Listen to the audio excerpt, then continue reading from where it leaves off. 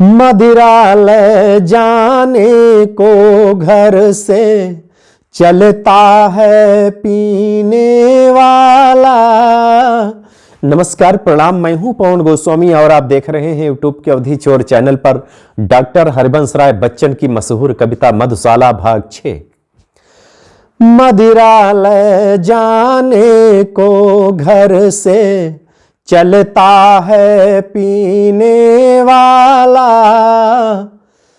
किस पथ से जाऊं असमंजस में है वह भोला भाला, में है वह भोला भाला। मदिरा ले जाने को घर से चलता है पीने वाला। किस पथ से जाऊं असमंजस में है वह भोला भाला, में है वह भोला भाला। अलग अलग पथ बतलाते सब, पर मैं यह बतलाता हूँ।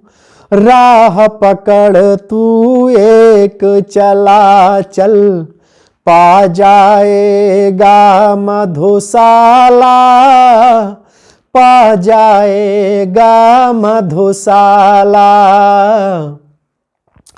अलग अलग पथ बतलाते सब, पर मैं यह बतलाता हूँ।